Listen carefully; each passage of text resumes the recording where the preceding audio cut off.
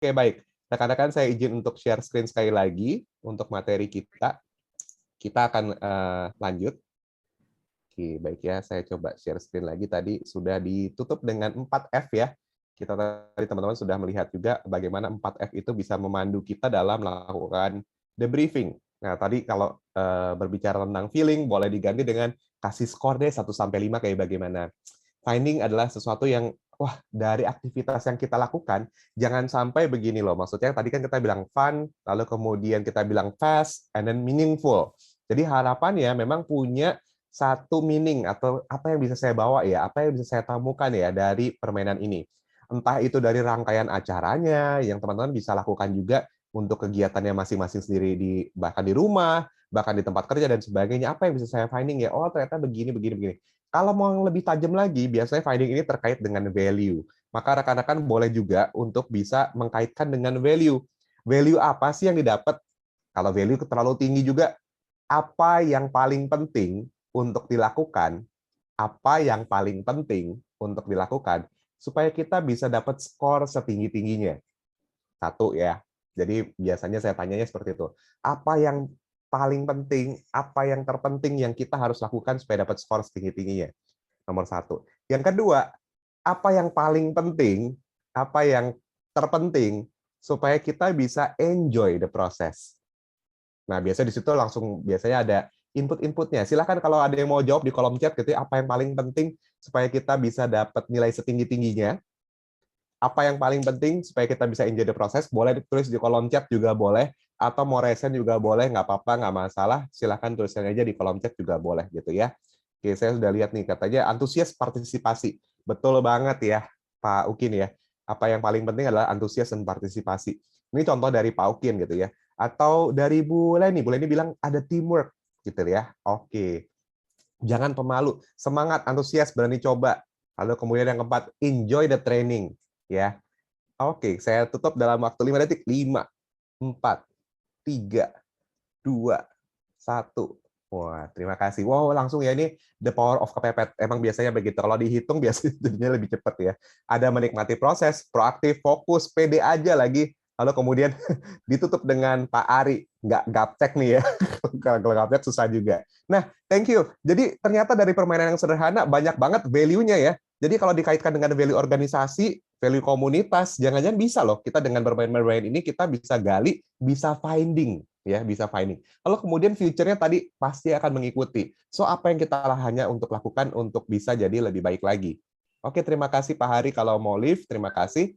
Oke, baik ya. Ini saya juga teringat satu buku dari bukunya Carol Dweck, mungkin rekan-rekan juga sudah mengenal ini tentang mindset begitu ya. Jadi kalau berbicara tentang ini adalah mental attitude that determines how you will interpret and respond to situation. Jadi kalau ngomongin tentang builder mindset atau dibilangnya mindset growth mindset kalau di situ dibilangnya ya, adalah suatu mental attitude atau sikap mental ketika kita menginterpretasi, oh ya tadi saya disuruh ngumpul nih, saya disuruh cerita nih untuk ceritain nama saya diminta untuk cari kesamaan, apa yang bisa saya interpretasi ya? Mungkin pada awalnya kita merasa, wah instruksi ini membuat saya kurang nyaman. Pada awalnya instruksi ini membuat saya mungkin kurang bergairah gitu ya. Tetapi sejalannya waktu, nah mulai nih ada suatu pembelajaran ya. Bagaimana kita bisa merespon, oh teman-teman saya juga responnya juga cukup cepat ya, cukup responsif ya. Saya mau kontribusi nih terhadap skor teman kita ya, sebagai satu tim dan sebagainya. Nah, rasa-rasanya juga akan terkoneksi juga dengan apa yang kita akan tunjukkan ya sebagai mental attitude kita. Nah, baiklah, kita coba scroll lagi, saya coba cek lagi sebentar. Ini saya coba cari bahannya dulu sebentar yang bisa di-share dengan sehubungan dengan permainan tersebut nih ya. Oke. Sip. Nah, rekan-rekan mungkin saya boleh share juga tentang yang ini nih. Nah, ini ada beberapa buku yang teman-teman juga boleh lihat. Ini merupakan yang saya coba compact dalam waktu 9 sampai 12 ini. Ini adalah 3 buku, ada Screw Work, Let's Play. Judulnya udah bombastis banget ya. Udah kita mengabaikan kerjaan, yuk kita main aja gitu ya. Lalu kemudian yang kedua, ini adalah gamification. Gamification Yukai Cho, ini teman-teman boleh juga nonton. Beliau ada di TED Talk gitu ya, ada di TED Talk, jadi bisa ditonton juga. Kata kuncinya gamification atau Yukai Cho. Itu saya kebetulan berkesempatan ikut sertifikasinya beliau, tetapi saya tidak menyelesaikannya. Saya ngomong jujur nih ya, waktu itu di zaman pandemi, tapi materinya masih ada dan saya selalu refer. Dan ketika saya cek, ini sangat-sangat berkorelasi banget dengan Lego Serious Play gitu ya. Kalau gamification mungkin teman-teman pernah dengar gitu ya, bagaimana gamification itu adalah membawa unsur-unsur dalam permainan ke dalam non permainan gitu. Unsur permainan dalam non permainan. Contohnya apa sih? Seperti konsep tadi nih yang kita baru lakukan ya, ngumpulin skor. Betul ya, kalau kita main game kan mana ada sih permainan apapun ya. Contohnya football games atau soccer game gitu ya. Sepak bola ya, masa kita nggak ngitungin skornya begitu ya. Nah, apa tujuannya tuh? For the sake of the fun? Enggak, itu nggak ngomongin tentang game. Tapi kalau kita ngomongin tentang game, ngomongin tentang permainan, pasti ada keeping score. Sehingga kita tahu, oh ada tim yang nilainya sekian, ada tim yang nilainya sekian. Itu salah satu unsur dari gamification. Ya, ketika kita bawa dalam kegiatan kita, contohnya seperti tadi, oh kita memberikan penilaian. Bahkan rekan-rekan yang memberikan respon juga diberikan penilaian juga, gitu ya, dikasih reward juga seperti itu. Nah, itu salah satu unsur dari gamification. Banyak banget deh. Contohnya lagi di zaman sekarang sosial media. Contohnya jumlah likes, jumlah follow gitu ya. Jadi kita jadi tahu, oh udah berapa like yang saya lakukan ini ya. Ada engagement-nya seperti itu. Yang berikutnya, yang saya senang juga, salah satu buku yang jadi referensi saya dan teman-teman juga boleh akses juga, cari. Ini sudah ada bukunya terbitnya di toko buku terdekat, Super Better. Nah, Super Better juga sama. Super Better itu juga, ini saya senang banget, karena Jane McGonigal ini, dia adalah seorang, kalau nggak salah, profesor ya, PhD ya. PhD di bagiannya gamification, jadi psikologi tentang permainan. Wah, terima kasih Pak Ari yang bukunya paling kanan nih. Nanti kita akan bahas juga nih, lebih banyak di situ. Nah, kalau yang ini psikologi bermain. Selama hampir 1 dekade ya. Jadi 10 tahun dia meneliti tentang konsep orang bermain. Lalu kemudian bagaimana Super Better ini bisa membantu juga. Ini ada aplikasinya. Nanti kalau mau cari, silakan coba lihat di Google Play. Saya pernah lihat, dan ada Super Better juga. Gitu ya. Itu penting.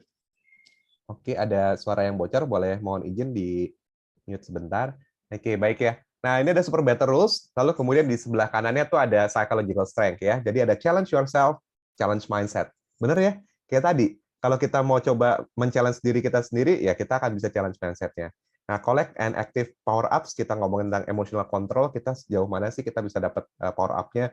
Lalu kemudian dibilangnya tuh find and battle the bad guys. Nah, bad guys itu artinya, ini ada cerita yang menarik. Dr. Jane ini, dia itu kecelakaan di mana dia gegar otak. Kecelakaannya bukan di mana-mana nih teman-teman. Yang menariknya kecelakaan di rumah ya. Itu kabinet, itu pintu kabinet tuh kena kepalanya dan gegar otak. Jadi nggak bisa dia lakukan aktivitas yang benar-benar membatasi kegiatan fisiknya. Jadi di mana dia memang mengalami gegar otak di rumah lagi ya. Jadi pesannya dia tuh kena banget gitu. Ternyata kecelakaan itu terjadi di mana aja, bukan soal kecelakaan mobil, tapi di rumah bisa kejadian. Gegar otak, harus istirahat, lalu kemudian dia nyiptain, karena dia adalah profesor yang tentang gaming, dia nyobain permainan yang dia anggap sebagai permainan sakitnya itu dia challenge sebagai permainan.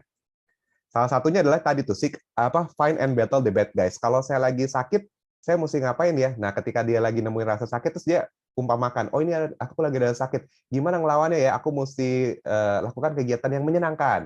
Aku mesti telepon temanku dan sebagainya kayak gitu-gitu segala macam. Lalu kemudian seterusnya ya bisa dilihat lagi rekrut allies tuh dia ajak juga teman-temannya. Waktu itu temannya yang paling dekat adalah adiknya sendiri. Jadi diajak ikut misi saya yuk ngumpulin poin nih. Kalau misal saya lagi ada ini kamu ikut juga cari benda. Kayak tadi yang kita lakukan. Cari benda warna biru, cari benda ini, dia setiap kali dia designing untuk super better-nya dia. Gitu. Nah, ini juga salah satu bukunya. Lalu kemudian yang menjadi kunciannya juga dalam kegiatan play tersebut, ini adalah dari Mihaly ya. Mihaly ini bilang bahwa ada challenge dan ada skills. Jadi kita mesti lihat bahwa ternyata kita tuh ini namanya flow theory, rekan-rekan kalau bagi ada yang udah tahu gitu ya. Kalau challenge-nya makin tinggi atau tinggi tapi skill-nya rendah, pasti anxiety, kita pasti cemas. Wah, tantangannya ternyata suruh betulin komputer nih ya. Wah, susah dong ya. Tapi ternyata ini tantangannya cukup menantang, tapi skill-nya tuh juga ya relatively bisa lah kita lakukan. Contohnya apa? Zoom. Zoom ini ada tantangannya loh, yaitu di mana mungkin teman-teman yang hadir di sini mungkin berpikirnya ya udah ikut webinar aja, dengerin aja kayak podcast gitu. Nah, tadi saya udah ngomong sama Pak Putra juga, Pak, kayaknya nggak seru banget ya saya ngomongin play tapi nggak main gitu ya. Jadi saya mau coba agak sedikit ubah webinar ini jadi interaktif gitu. Jadi saya kasih challenge ke teman-teman, tapi saya naikin pelan-pelan. Berasa nggak naikin pelan-pelannya gimana? Pertama-tama kenalan dulu, nyebutin namanya. Keduanya, nyebutin similarities yang harus punya cari sama-sama. Kalau saya nggak ngomong, maka teman saya nggak tahu kita punya kesamaan apa. Ya. Lalu kemudian saya challenge lagi sedikit. Yang mesti gerakan fisik, yang mesti ngambil barang, kiri kanan, dan dapat meaning dan sebagainya. Cepet-cepetan juga dalam tadi sampai Pak Ari bilang, iya jangan sampai gaptek nih, raise hand nggak tahu apa segala macam. Itu ke challenge juga. Nah, supaya teman-teman berada di situasinya di flow. Coba bayangin kalau ternyata challenge-nya mudah banget gitu ya, sehingga kita skills-nya ya nggak perlu banyak, kita skillnya udah padahal udah tinggi banget, kita trainer, kita coaches, kita profesor, kita juga di profesional gitu ya, skillnya udah tinggi banget, tapi challenge-nya rendah gitu ya. Nah, pastinya boredom ya, bosen. Nah, ini kita supaya bermainnya tuh di area yang ada di dalam di tengah, yang di flow. Bisa naik, bisa turun, pas challenge-nya tinggi, lalu kemudian butuh skillnya yang lebih tinggi lagi, dan seterusnya. Supaya kita bisa optimal learning. Ini salah satu flow-nya ya. Oke. Thank you Pak Ahmad Fikri, ada tamu jauh ya. Oke, thank you. Nah, ini kira-kira yang bisa kita bayangkan juga. Nah, kembali kepada materi saya tadi yang di awal, tampilan ini ngomongin tentang work hard, tambahannya sekarang saya udah ubah ya, play harder, karena udah tahu nih sejarahnya gimana sih, kalau kita nggak main pasti depresi. Tapi pertanyaan berikutnya, gimana sih kita caranya biar jadi happy gitu ya. Nah, supaya jadi happy, ini ada rumusnya ternyata rekan-rekan. Nah, rumusnya adalah pleasure plus engagement plus meaning, itulah happiness. Perhatikan baik-baik. Kalau kita mungkin ya, kalau kita mungkin ada sesuatu yang mungkin kita merasa kita nggak happy, mungkin ada yang kurang di antara tiga hal ini, antara pleasure, engagement, dan meaning. Saya udah ketemuin ini beberapa banyak kasus dan ternyata begitu kejadiannya ya. Nah, saya akan bahas ya satu-satu ya. Nah, pleasure itu maksudnya apa sih? Pleasure itu ketika kita experiencing positive emotion, enjoying activities and relationship. Penting banget ya. Gitu. Jadi kalau kita udah bisa ngelihat bahwa saya punya pleasure nih, interaksi, kita datang webinar ini ada pleasure nih, saya dapat interaksi yang baru, saya enjoy loh activity-nya, kita pleasure. Satu dari tiga syarat untuk jadi happy. Happy aja punya syarat ya. Ada rumusnya gitu ya. Yang kedua, engagement. Engagement itu getting lost in something you find so satisfying that you lost track of time and hours. Betul nggak? Kita saking enjoy-nya, kita terlibat. Kalau bahasanya engagement kan begitu ya. Kita terlibat dan kita enjoy banget nih. Bahkan kita lupa waktunya tuh udah berapa lama. Tahu-tahu udah jam 11 loh. Ini Pak Julius ngoceh terus gitu. Ini kok nggak berhenti-berhenti gitu ya. Tapi karena kita dapat engagement yang tinggi, teman-teman respon, lalu kemudian teman-teman banyak bertanya, saya juga memberikan sesuatu yang menarik buat teman-teman, sehingga dapatlah engagement yang tinggi juga. Begitu ya. Lalu kemudian berikutnya adalah meaning. Ya, meaning tuh agak lebih besar lagi nih. Jadi kalau tadi kita ngomongin 4F, 4F, F-nya adalah future. Nah, ini boleh dikaitkan dengan meaning. Ya, artinya apa? Kita menggunakan semua kekuatan kita, menggunakan semua kelebihan kita untuk ya the greater good ya. Lebih besar dari cuman kita sendiri. Tadi saya senang banget tuh dari mungkin jawabannya dari Prof ya, tadi Prof bilang gitu. Ya saya pengen pakai ini nih buat tim saya. Enak banget nggak sih bahwa kita tuh bermanfaat bagi orang lain, bukan cuma buat kita sendiri loh yang hadir di sini, tapi kita bawa. Prof Salven ya, Prof Salven bilang bahwa oh ya nanti saya bawa ke tim saya.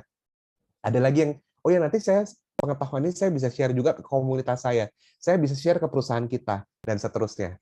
Nah sehingga itu menemukan tanda kutip bagaimana sih caranya kita bisa jadi lebih happy. Nah biasanya ada tiga hal ini. Secara simpel ada pleasure, ada engagement, ada meaning.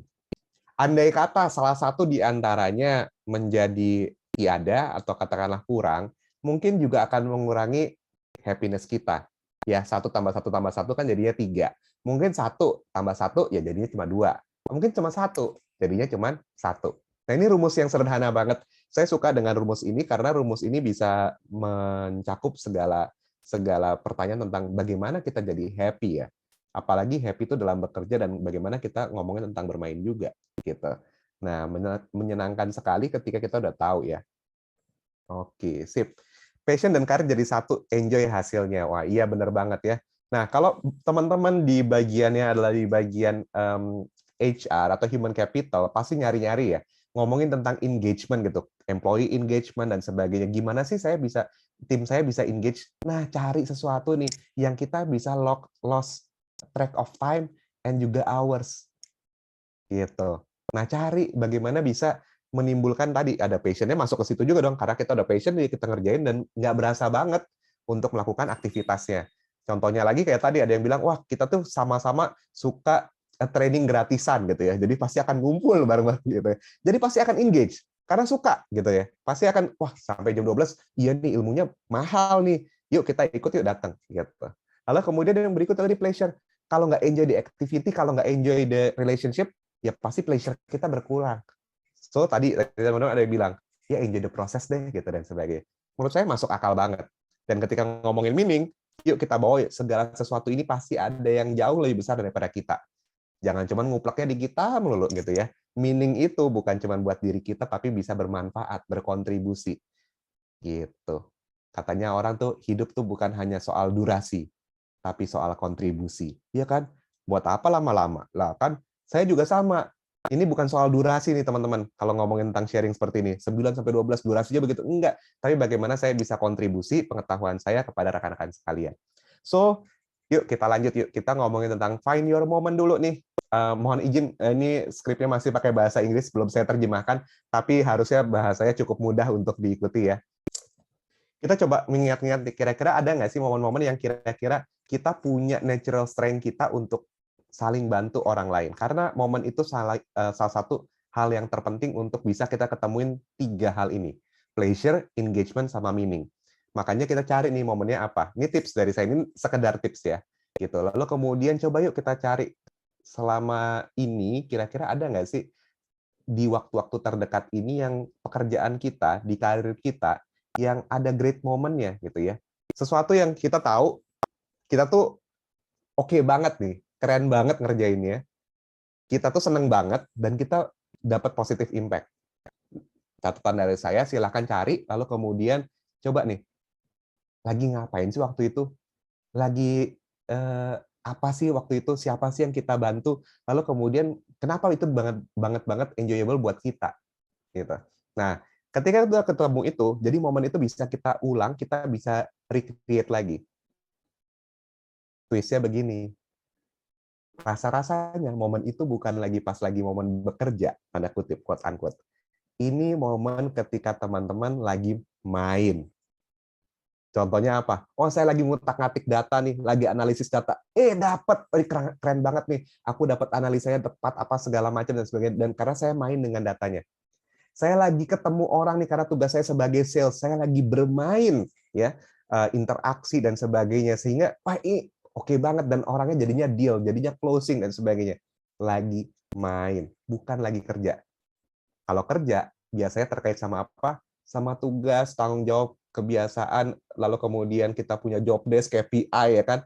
Berat hidupnya. Tapi kalau dianggap itu sebagai bermain enak ya. Pasti teman-teman udah tahu ya kalau kita melakukan sesuatu yang memang kita punya passion, kita senengin, maka tidak ada satu hari pun lewat sebagai sesuatu yang kita anggap sebagai bekerja, tapi kita lagi main. Udah main dibayar lagi, keren banget nggak tuh? Nah ini dia, find your moment-nya arahnya ke arah sana.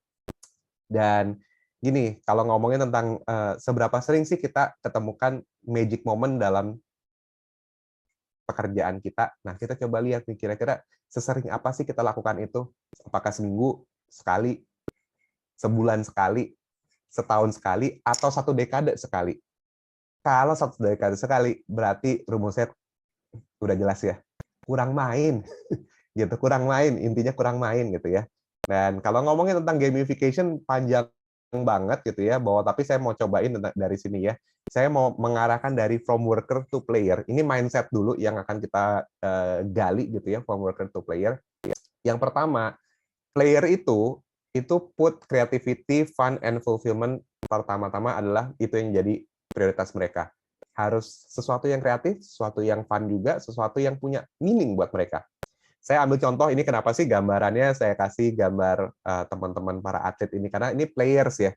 artinya teman-teman atlet ini teman-teman atlet yang berkontribusi di Olimpiade ya, dari tahun 52 sampai 2020 nih salah satu fotonya begitu ya. Lalu kemudian kalau worker, dia akan anggap ini sebagai chores, sebagai tugas beban berat. Saya jadi teringat sama diri saya sendiri yang sekarang saya baru mulai olahraga lagi gitu ya. Setelah 3 tahun ini banyak cuma duduk aja, agak statis, nggak banyak bergerak gitu ya.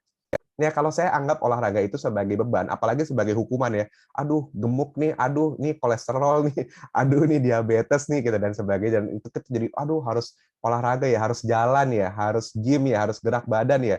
Jadinya beban berat. Tetapi bagi seorang player, ini in a positive way ya. Saya ngajarin hari ini supaya teman-teman supaya jadi player gitu ya. Sebagai seorang player adalah dia justru malah jadi seneng, malah nemuin hal-hal yang kreatif, hal-hal yang menyenangkan dan juga meaningful gitu ya. Nah, kita coba lihat ya. Tujuannya adalah para player ini ultimate career goal-nya, ini ada yang menarik nih. Tadi kita ngomongin work hard, play harder gitu ya. Kenapa? Karena player ultimate goals-nya ini adalah to get paid for being me. Saya dibayar karena saya. Keren banget ya. Apalagi kalau kita lihat nih teman-teman atlet. Kita dibayar karena saya ini enjoy banget. Saya ini bisa tantangannya saya dapat, lalu kemudian saya taklukkan, saya juga dapat hal yang rewarding, saya juga fulfilling. Saya selalu merinding, apalagi sekarang ini kita baru merayakan ulang tahun ke-77 RI gitu kan. Jadi kalau dilihat, wah gila, prestasinya yang disumbangkan dari teman-teman dari atlet sih, wah keren banget ya. Jadi artinya apa? Ikut mengharumkan nama bangsa. Yang tanding 1-2 orang, tapi ternyata nama bangsa itu diangkat juga. Ngeri kan? Itulah mental player ya, bukan worker. Coba bayangin, kalau ini worker, jangan-jangan mah resign ya. Bener nggak sih teman-teman? Kita kadang-kadang kalau misalnya menghadapi sesuatu, terus kemudian dihadapi challenge, lalu kemudian, ini cuma tugas doang. Ya udah deh, ini bukan passion saya. Waduh, gawat juga ya. Terus kemudian resign. Nah, from worker to player juga saya mau angkat dari teman-teman di sini. Mungkin ada yang kenal juga dari orang-orang ini. Nah, ini orang-orang sociopreneur mungkin dari saudara Al-Fatih Timur, itu dari kitabisa.com, Dr. Galman Albin Said, ada yang tahu? Ini asuransi sampah, jadi bisa kumpulin sampah, lalu kemudian kita bisa dapat manfaat asuransi. Dea Valencia, ini dari Batik ya, dari Batik. Nah, beliau adalah, dia masuk di Forbes 30 Under 30, ya, jadi artinya mengembangkan bisnisnya secara sociopreneur juga. Awal-awalnya kalau Dea ini, saudari Dea ini, dia pekerjanya kurang lebih 15-20% yang difabel, sekarang sudah sampai 50% pekerja adalah orang dengan disabilitas ya, difabel. Nah, sehingga dia juga mengharumkan nama bangsa. Lagi-lagi, lihat yuk ciri khasnya, worker apa player nih? Apakah dia juga ada sesuatu yang pleasure, ada sesuatu yang memang benar-benar bisa engage, dan juga ada meaningful-nya. Semuanya ini adalah player-player juga. Player adalah lifelong learners, lalu kemudian multifaceted, coba dilihat deh. Ini latar belakangnya orang-orang ini, saudari Dea saya tahu tuh dari sistem informatika kalau nggak salah gitu ya. Kalau Pak Al-Fatih itu dulunya, kalau di googling juga bisa lihat ya, katanya dulu sempat dibully, katanya dibilang, oh anaknya orangnya cupu nih, gitu segala macam. Tapi ternyata dari kitabisa.com itu menjadikan salah satu platform untuk sosial yang sangat-sangat berkontribusi ya. Players respond to the world around them and their inner world. Jadi terkoneksi baik dunia yang ada di luar mereka dan juga dia sadar, oh saya bisa ngapain ya, ada meaning apa yang bisa saya dapatin ya. Lalu kemudian players surf the big waves that others are drowned by. Coba bayangin, kalau ngurusin kitabisa.com tuh apa kabar ya? Yang setiap kali mesti ada donasi dan sebagainya gitu ya. Apa kabar juga kalau misalnya mengurusin yang, wah orang-orang disabilitas nih, terus kita mesti bikin apa dan sebagainya. Mungkin orang-orang mengabaikan, tapi ternyata bisa diangkat juga. Sampah, ternyata bisa jadi asuransi nih gitu. Jadi bayar asuransi pakai sampah gitu ya. Di mana orang lain mengabaikan, bahkan tenggelam aja gitu. Oh ini masalah, tapi itu diubah jadi sesuatu yang solutif banget. Dan ini yang saya senang ya, ini warna saya kuning-kuning ini saya paling sering di paling ujung dan paling bawah. Players understand that play is not effortless. Coba deh, tanya lagi kepada diri kita. Tadi permainan sederhana sih, saling kenalan, lalu kemudian coba cari similarities, coba ambil-ambil barang, rasa-rasanya nggak lepas dari yang namanya effort, bener nggak? Lucu kan? Jadi dari permainan yang sederhana tadi, ternyata iya, player itu ngerti kok. Play itu bukan effortless, bukan berarti kita santai-santai. Play menyenangkan, tapi butuh effort. Gitu. Even permainan yang sederhana sesederhana yang tadi. Even yang tadi ada yang bilang, oh iya saya kan main gamenya di handphone gitu. Ya kan mesti punya handphonenya. Apalagi kalau misalnya harus terkoneksi sama internet, berarti harus punya pulsa gitu ya kan. Itu not effortless loh. Jadi bukan berarti, wah udah santai aja, kita nggak pakai effort juga bisa menang. Kata siapa? Coba tanya kelompok satu tuh. Dapat 900 poin tuh dapat dari mana? Pakai effort nggak sih gitu ya? Pakai ngangkat tangan nggak sih? Pakai raise hand nggak sih?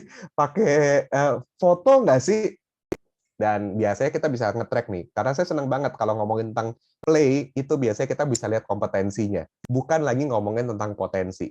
Menyenangkan. Oke, nah itu kira-kira gambarannya nih. Kayaknya seru banget ya.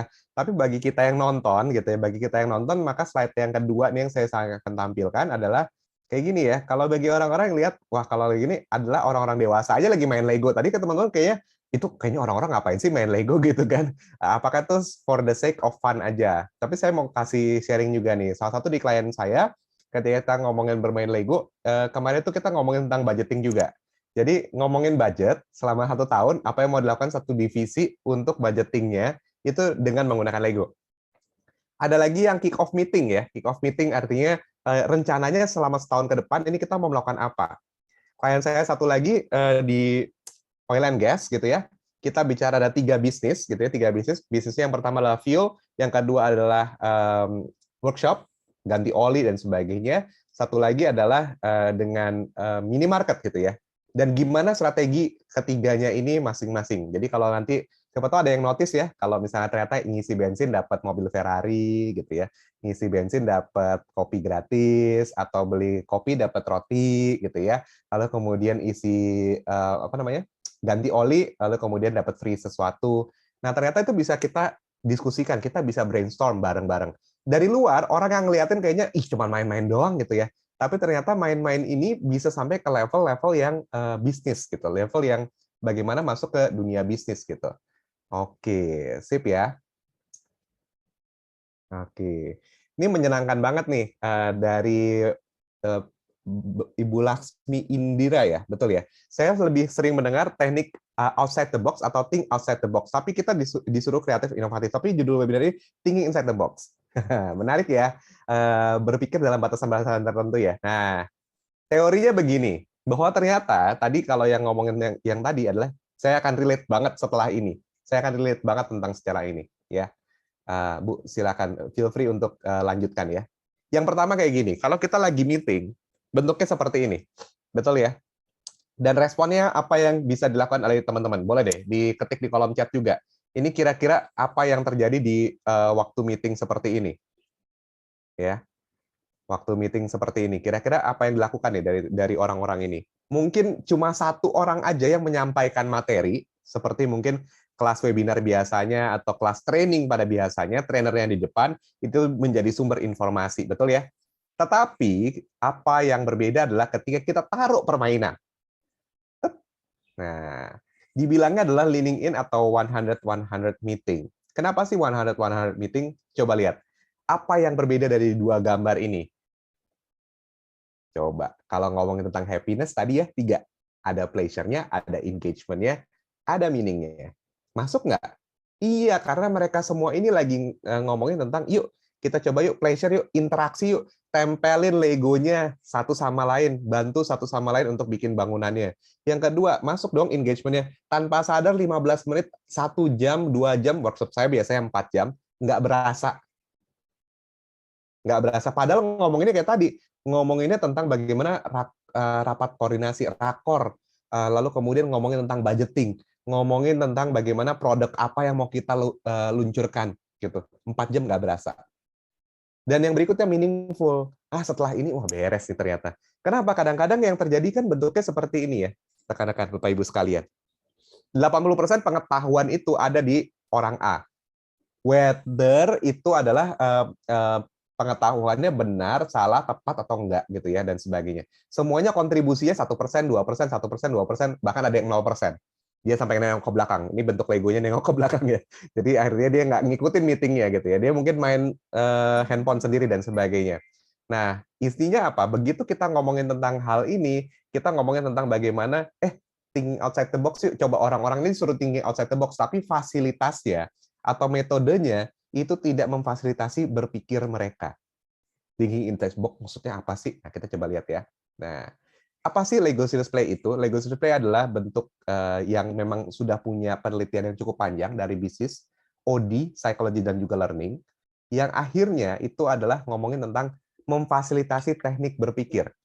Bagaimana memfasilitasi komunikasi, memfasilitasi juga creative problem solving.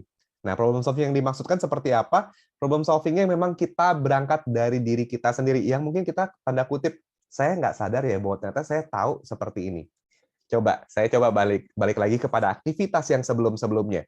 Teman-teman tadi sudah lakukan aktivitas permainan, betul ya? Dan mulai menilai diri sendiri. Oh iya ya, saya ini ternyata orangnya aktif banget ya. Begitu masuk di room, saya langsung duluan open mic. Saya duluan ya, saya mau ngomong duluan dan sebagainya. Atau malah sebaliknya, saya hold back. Saya pengen tunggu dulu deh, saya observe dulu deh sebentar. Saya kasih 3 kesempatan loh. Kesempatan yang kedua adalah cari kesamaan. Teman-temannya udah ngoceh apa segala macam. Wah, mohon maaf saya belum bisa on cam nih. Mohon maaf mic saya terganggu dan sebagainya. Saya lewat chat aja ya gitu dan sebagainya. Kita boleh nilai diri kita sendiri gimana? Bagaimana kita react terhadap situasi yang terjadi? Jawabannya ada di diri kita kok sebenarnya, gitu ya. Kita lanjut lagi, cepat-cepatan, ronde pertama gampang nih, gancel, saya nggak ngikut deh. Ronde kedua masih gampang, ronde ketiga gimana? Harusnya ada grow-nya ya, harusnya ada growth ya, ada pertumbuhannya. Dan itu yang kita lakukan juga dalam bermain Lego juga. Ya, Lego itu sebagai tools sehingga bisa memunculkan teorinya teori gunung es, betul ya? Yang kita rasa kita tahu tuh paling cuma 10-20%. Tapi yang di bawahnya kita itu segala pengalaman, segala hal-hal yang mestinya jadi refleksi kita, itu sekitar 80%, 90% ada di bawah semua. Nah, tugasnya LSP adalah menurunkan batas itu ya. Jadi buka dari 20 menjadi mungkin 25%, mungkin jadi 30%, mungkin jadi 40%. Yang kita tahu bahwa, oh ternyata ini toh sebenarnya saya tahu jawabannya. Lego ketika pertama kali menggunakan strategi bisnisnya di tahun 94-95 yang pertama kali saya ceritakan, menghadapi electronic games, adalah dia bilang, oh ya kita mulai dari bricks kita sendiri yuk. Nah, mulailah dari bricks yang mereka bangun yang tadi ini ya, dari yang klasik seperti ini. Sekarang coba lihat deh, strategi bisnisnya gimana sih mereka? Mereka melakukan partnership, Bapak Ibu, betul ya? Partnership itu dengan apa? Dengan contohnya dengan film Marvel, ya kan? Banyak serinya. Star Wars itu penjualan tertinggi di dunia ya. Karena ya kita lihat tahun 72 tuh ya dan sebagainya. Lalu kemudian gercep banget dia langsung ambil apa namanya? Kolaborasi bisnis juga. Saya mau sama Star Wars. Jadi semua Star Wars Lego masuk ke sana.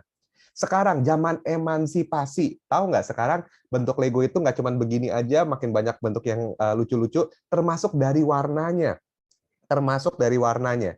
Kenapa? Kalau warna itu bisa diasosiasikan dengan, wah ada warna-warna yang feminim, ada warna-warna yang maskulin. Dulu yang main Lego tuh cuma laki-laki. Urusan bangun-membangun, konstruksi dan sebagainya. Sekarang emansipasi ya. Jadi semua pengen bangun juga dan sebagainya. Jadi Lego mengeluarkan lini yang baru namanya Friends. Mungkin teman-teman juga tahu. Warnanya banyak warna-warna pastel dan sebagainya. Jadi inovasi bisnis terjadi dari situ. Dan jawabannya dari mana? Jawabannya dari mereka sendiri, bukan dari luar-luar. Jadi thinking inside the box. Kita punya apa sih? Kadang-kadang benar juga kata Ibu bilang tadi bilang, apakah kita berpikir within our limitation? Yes. Sebenarnya kita sendiri punya jawabannya, kita punya potensi untuk memecahkannya. Masih ingat saya tadi cerita, sebenarnya badan kita tuh nggak didesain untuk bikin sakit. Sebenarnya badan kita didesain untuk bisa menyembuhkan diri sendiri. Bagi rekan-rekan yang mungkin sudah pernah merasakan C19, ya COVID gitu ya, tahu tuh gimana perjuangannya badan kita untuk menyembuhkan diri sendiri gitu ya. Dan ternyata bisa sembuh yang namanya penyakit seperti itu juga gitu. Nah, kalau dipanjangin lagi, ada penelitiannya loh. Kalau ternyata yang apa ya? Penelitian yang sangat berkorelasi antara depresi, emosi negatif berhubungan sama bagaimana emosi itu mengaruhi T-sel kita. Ya bahkan sampai ke cancer gitu.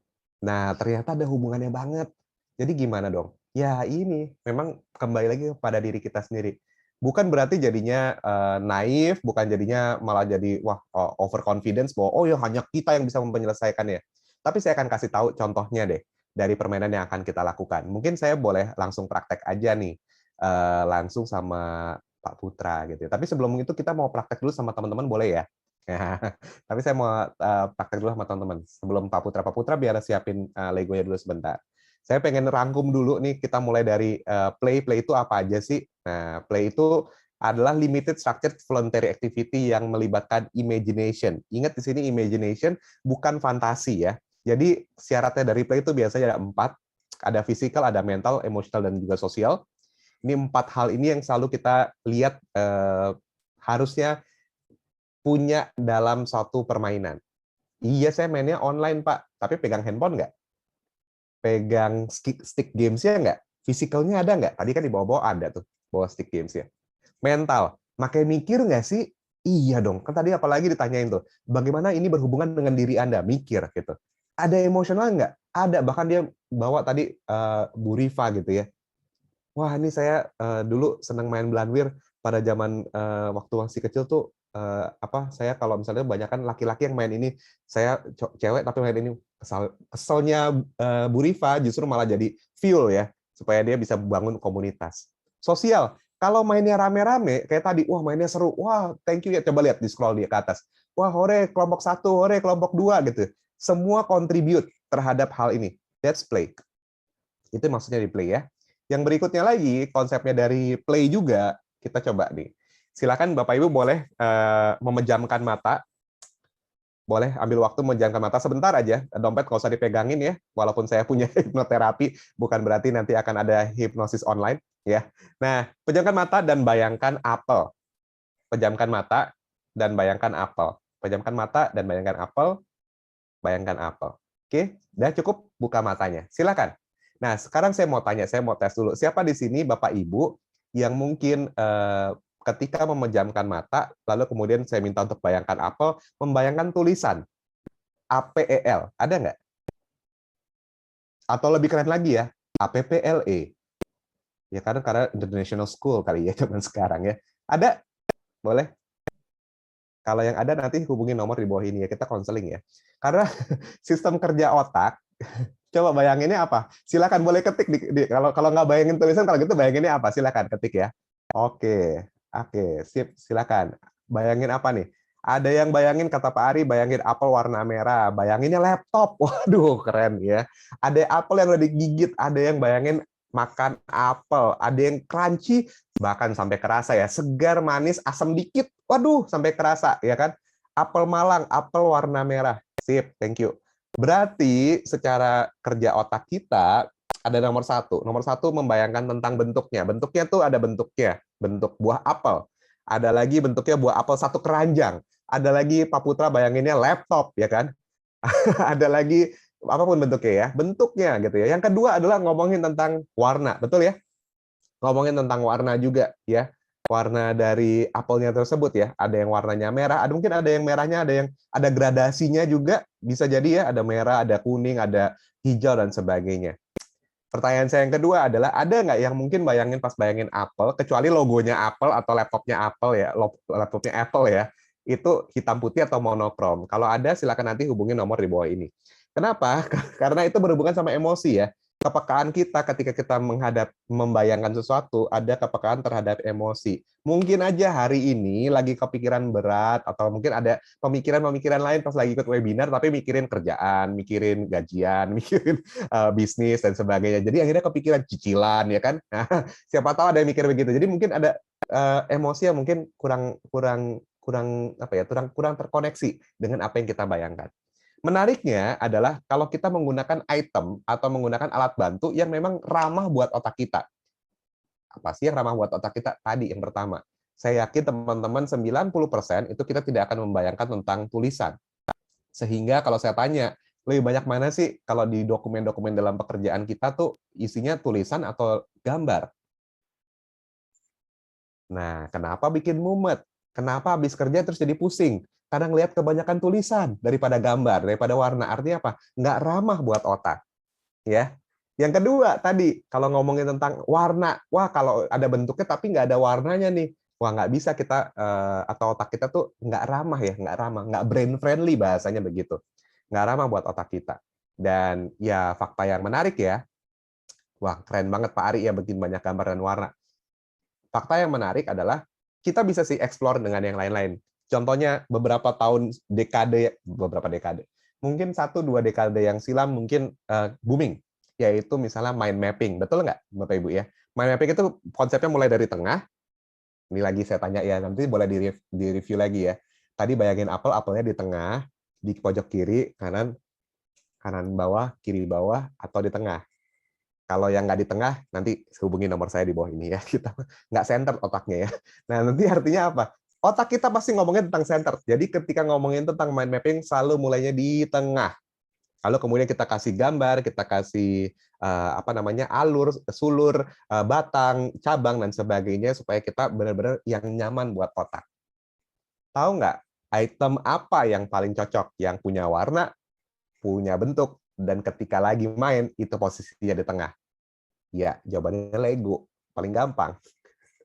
Jadi kenapa Lego tuh jadi nyaman buat otak kita, kenapa jadi seru, kenapa orang yang saya baru kejadian mungkin beberapa hari yang lalu, hari apa ya? Hari Kamis kali ya. Hari Kamis gitu ya. Kita main Lego juga sama teman-teman yang sama sekali belum pernah main Lego sama sekali. Gitu ya. Tapi dalam waktu hitungan menit itu bisa creating something new ya dengan Lego tersebut karena mudah gitu. Kalau kita main pakai clay ya, pakai tanah liat dan sebagainya, kita mau ubah, aduh, mesti ngebongkar semuanya lagi. Kita mau gambar, iya, saya gambar nih gitu. Mungkin Bapak Ibu ada yang di sini pernah ikut psikotes, lalu kemudian diminta gambar pohon, gambar orang dan sebagainya gitu ya. Respon pertama saya sebagai psikolog tuh sering banget denger, Mas, saya nggak bisa gambar, Mas, gitu. Ya susah ya, karena kan itu tergantung skill juga. Tapi kalau dengan Lego, yang penting bisa tahu konsepnya, lalu kemudian tinggal ditempelin aja, semuanya langsung jadi. Dan semua tergantung dari imajinasi kita. Begitu ya. Berhubungan dengan tempel-menempel, ilmunya Lego sendiri adalah yang ini.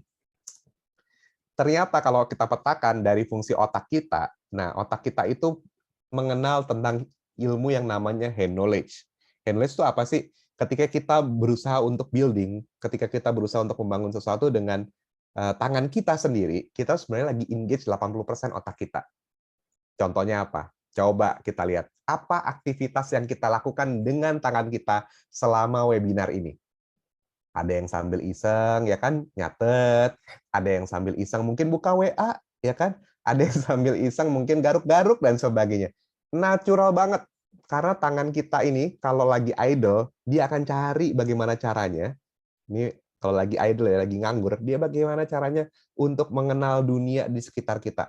Dan ini sudah bukan ngomongin tentang teori psikologi, ini ngomongin tentang biologi. Kenapa? Karena teorinya begini. Otak kita secara kalau dipetakan dalam bentuk homunculus, nanti Bapak Ibu boleh googling juga, homunculus itu adalah kalau kita memetakan otak kita lalu kemudian fungsi otak itu ada di mana aja. Yang terbesar, kita bisa lihat contohnya di gambar ini. Kalau kita gambarkan dia sebagai orang begitu ya, sebagai manusia namanya homunculus gitu ya. Nah, itu yang paling besar adalah dari ekspresi wajah atau muka atau bagian kepala, betul ya? Atau apalagi bibir, lidah dan sebagainya. Yang kedua adalah yang paling besar adalah fungsi otak kita ketika lagi berpikir atau menggunakan fungsi otak adalah dengan menggunakan tangan atau jari-jari tangan kita ini. Tangan ya, tangan yang disebut adalah jari-jari tangan dan telapak tangan. Mohon maaf bagi rekan-rekan mungkin ada yang pernah lihat kalau misalnya ada kondisi rekan kita mengalami stroke. Nah, itu mungkin yang paling terlihat adalah dari sisi wajah, betul ya?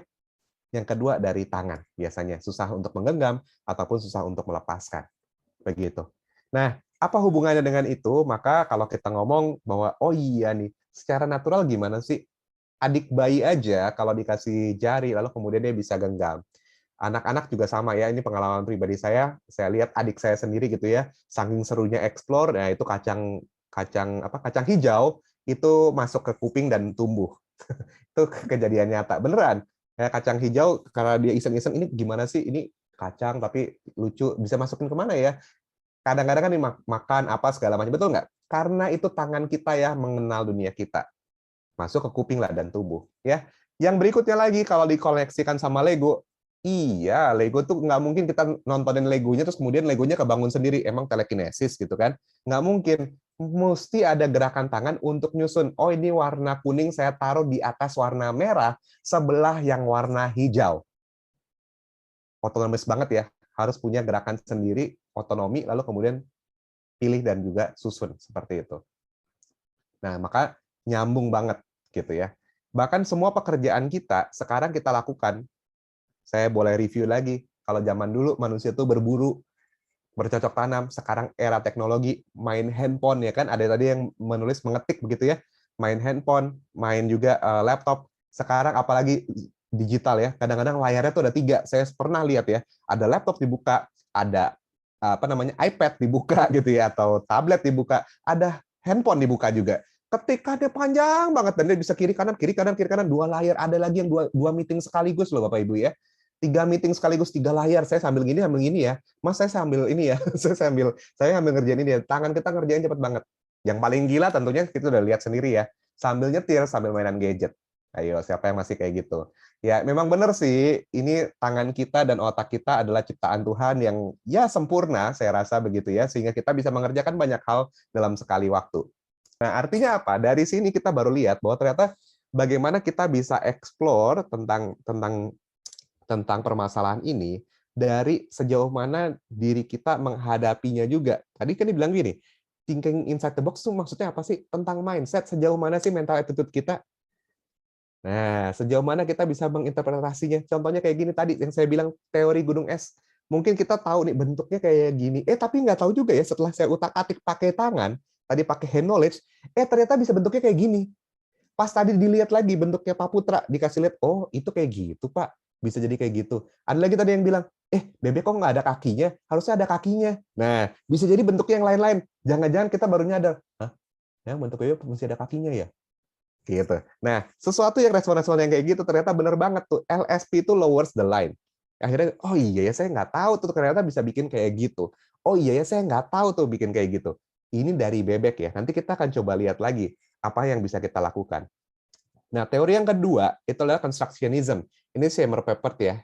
Beliau adalah bilang bahwa pembelajaran itu terjadi ketika kita engage, lagi-lagi kata-katanya engage lagi ya.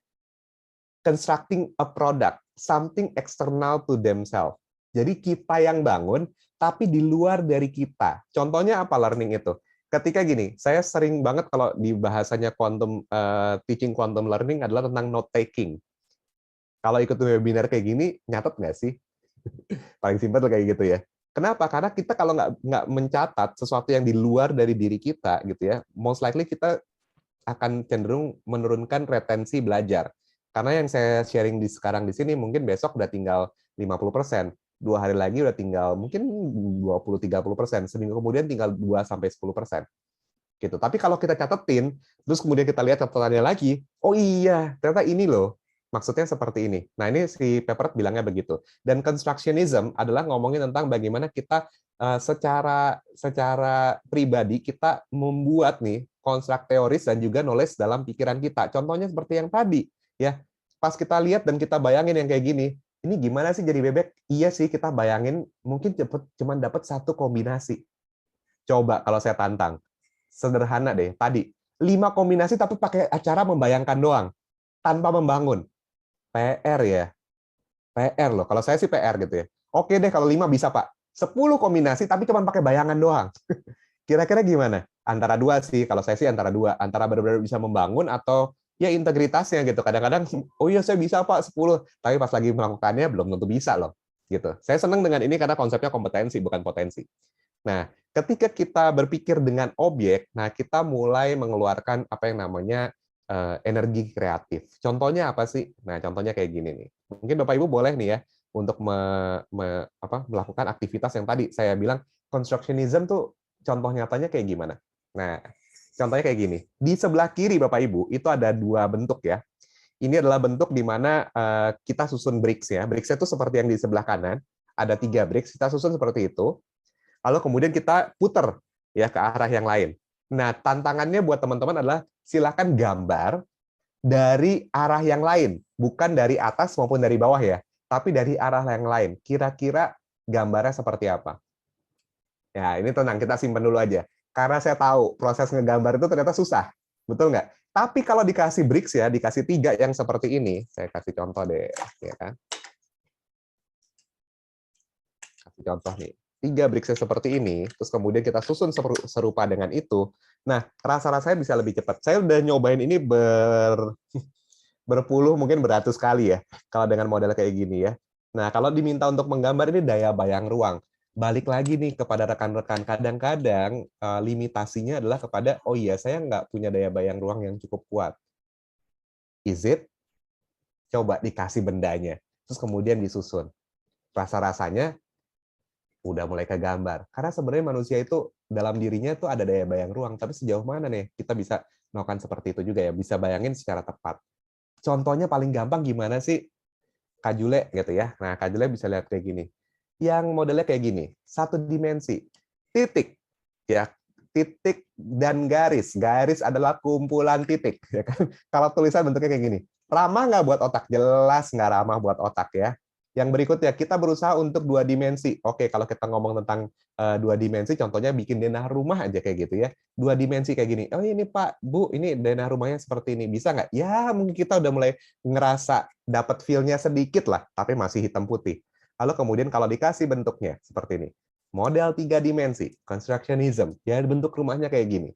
Siapa di sini yang mungkin pernah punya pengalaman ke IKEA? Ya, ke IKEA itu masuk rumah mungkin ukurannya mungkin 12 meter persegi, tapi ternyata tempat tinggalnya bisa ada tempat tidur, ada tempat nontonnya, ada tempat cucinya gitu ya, dan sebagainya. Kenapa? Karena otak kita tuh otak 3 dimensi. Tadi bahkan ya, coba dilihat lagi. Ketika kita bayangin apel, ada yang ngebayangin sampai rasanya manis, asam, pahit, sepet gitu ya, seger dan sebagainya. Ada yang ngebayangin pas lagi dipotong bisa lihat dari kiri kanan, bahkan dibilang lagi bayangin apel bisa diputar 360 derajat, otak kita otak 3 dimensi gitu. Sayangnya tesnya 2 dimensi, selesai banget nih gitu kan. Sayangnya ketika lagi kita lakukan pekerjaan bahkan nggak lihat modelnya, lihatnya ini, saya sengaja ambil SOP ya kan, titik itu 1 dimensi, titik kumpulan titik menjadi garis, kumpulan garis menjadi tulisan. Ilmunya begitu katanya ya. Nah, jadi kalau dilihat kayak gini, ini jelas nggak ramah buat otak. So, mesti lihat apa? Lihat pembuktiannya, lihat dari mana. 2 dimensi, good, best adalah dengan 3 dimensi. So, kalau kita lihat dengan model yang seperti ini, maka kita bisa membayangkan dengan lebih jelas. Makanya tadi saya bilang, oh ketika kita ngomongin, workshop saya ngomongin tentang budgeting. Budgeting itu seperti yang nomor 1. Coba bayangin meeting budget ya kan, nggak seru banget sih, nggak pakai play gitu ya, nggak pakai kreativitas, nggak dapat serunya, playfulnya nggak dapet, engagementnya nggak dapet, apalagi meaning ya kan, ya kelar. Happy nggak keluar dari ruangan meeting? Rasa-rasanya nggak happy, yang ada makin butek ya kan, gitu. Nah dengan bantuan kita menggunakan Lego atau bentuk ya, gitu. Saya nggak bilang bahwa Lego adalah the best, tapi saya bilang one of the best thing that you can do adalah dengan Lego. Kenapa? Karena mudah. Mau diubah, yang hijau mau taruh di atas boleh, yang merah yang jadi di atas boleh, gampang banget, cepet gitu. Prototypingnya cepet banget dan semua dilakukan dari tangan kita. Ini yang paling menarik ya. Semua dilakukan oleh tangan kita. Nggak pakai harus kayak tadi Pak Ari bilang, saya gaptek gitu. Teknologinya sederhana, asal tahu nempel sama nempel nih juga pasti juga nempel. By the way, saya pernah loh lakukan hal ini juga. Pembuktiannya adalah dengan korelasikan ini dengan hasil tes IQ. Ya, jadi sempat saya ada yang nanya gini, begitu saya kasih Legonya, terus kemudian 3 Lego ini aja, terus kemudian nanya, Pak, ini gimana nempelnya ya? Yang dia tempel sisi sama sisi gitu ya. Respon pertama adalah bukan mencoba, tapi bertanya, Pak, ini gimana nempelnya Pak? Saya belum pernah main Lego gitu. Antara dua tuh, biasanya saya lihat apakah memang ada motivasi untuk belajarnya. Yang kedua mungkin ya tadi ya, saking dredegnya nih, masuk ke dalam situasi testing, terus kemudian, nggak ngerti nih caranya, jadi saya nanya duluan gitu ya. Nah, itu yang bisa terjadi. Tapi setelah saya lihat nih, evidence yang ketiga, kok ternyata ada kemungkinan yang ketiga. Mungkin benar juga nih ya. Kalau ngomongin tentang IQ, daya bayangnya mungkin agak terbatas. Dan memang benar, emang IQ-nya di bawah rata-rata. Gitu. Nah, saya akan coba lihat di kolom chat dulu ya. Ini ya, kita lihat ya, ada nggak nih di sini? Ngasih training di kantor juga kayak gitu. Oke, baik ya. Ada lagi malas pertanda kreatif. Bagaimana memudahkan pekerjaan? Oke. Kalau di Zoom direkam nanti sebelum tidur mereka dengerin rekaman. Oke, sip sip sip. Ada cara-cara kreatif ya. Tapi Sama nih, lagi-lagi kalau tadi, kenapa sih saya pakai metodenya dengan Lego? Masih ingat tadi Pak Putra setelah bangun, lalu kemudian Pak Putra ceritain lagi. Jadi semua modalitas belajar, teman-teman pasti pernah dengar visual, auditory, kinesthetic. Tiga-tiganya kena. Ayo coba tools mana lagi yang enak? Podcast cuman auditory. Nonton doang tapi nggak dengerin, cuman visual. Nonton dan dengerin doang tapi nggak kinestetik, ya oke lah bisa menyerap tapi nggak semuanya.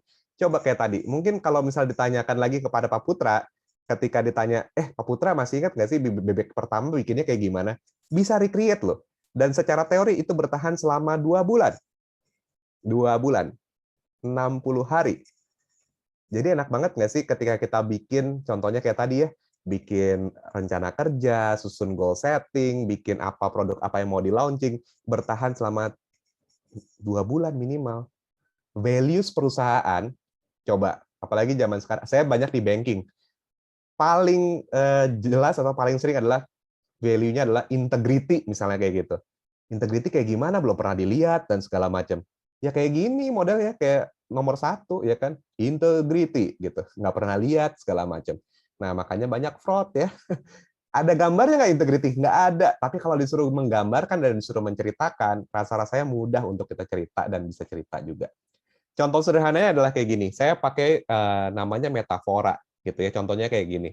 Lagi-lagi ya, di setiap rumah tangga kita, rasa-rasanya Indonesia pasti ada bentuk atau paling nggak pernah punya ya raket bulu tangkis. Orang Indonesia biasanya begitu. Secara survei ya. Secara survei mungkin 70%, 80% punya raket bulu tangkis di rumahnya atau pernah pegang raket bulu tangkis. Ya, tapi bisa kita umpamakan, kita bisa metaforakan sebagai gitar. Nah, contohnya seperti ini. Rasanya seperti rasa gitar, gitu ya. Kalau di Lego gimana? Lego juga sama. Lego tuh juga punya yang namanya metaforanya seperti ini, dengan simbol-simbol. Saya bilang ini T-Rex boleh nggak? Boleh. Saya bilang ini mobil tank boleh nggak? Boleh. Saya bilang ini pesawat terbang boleh nggak? Boleh. Saya bilang ini adalah kapal tanker boleh nggak? Boleh. Bebas. Tinggal dibikin aja. Tadi pun pas Pak Putra membentuk bentuk bebek, teorinya adalah sama seperti teori Partenosidin, kalau Bapak Ibu tahu ya. Semua adalah bagus, orang imajinasinya dia, masa kita salahin, Pak itu nggak ada kakinya Pak, gitu. Tipologi yang kayak gitu kan kadang-kadang kita baru tahu setelah kita lagi main. Orang yang main Pak Putra, yang lain protes gitu kan. Tenang aja, semua yang dianggap sebagai bebek adalah bebek gitu. Nah, sampai ke warna juga nih, sampai ke warna juga. Contohnya kayak gini ya. Ini bisa saya bilang itu warna merah ambulan, saya bilang ini adalah danger, bahaya. Karena saya suka makan, itu adalah cake. Putih, beruang kutub boleh nggak? Boleh. Sel darah putih boleh nggak? Boleh. Karena saya suka makan, putih. Bulan Agustus, merah itu adalah berani, putih adalah suci, merah putih Indonesia, ya kan? Ya jadinya semua tuh punya simbol-simbol. Nah, karena waktunya sudah habis nih dari saya, mungkin saya sudahi dulu di sini. Nanti kalau materinya yang lebih lengkap, teman-teman boleh baca-baca sendiri. Tapi kalau kayak tadi kan kita butuh praktek ya, butuh kita tunjukin juga the power of Lego sendiri. Nah, nanti kalau yang tertarik dengan materinya cukup lengkap saya berikan, bisa dibaca juga sendiri. Tapi kalau mau tertarik untuk lebih mendalami juga, nanti kita bisa bahas lagi di lain kesempatan. Terima kasih atas kesempatannya, dan thank you banget teman-teman sudah bertahan sampai jam sekarang. Nggak sadar ya kalau sesuatu yang kita ini in the flow banget gitu ya, engagement-nya tinggi banget, bahkan time flies banget. Tahu-tahu udah jam segini gitu ya. Gitu. Oke, saya kembalikan kepada Pak Putra. Thank you. Terima kasih semuanya.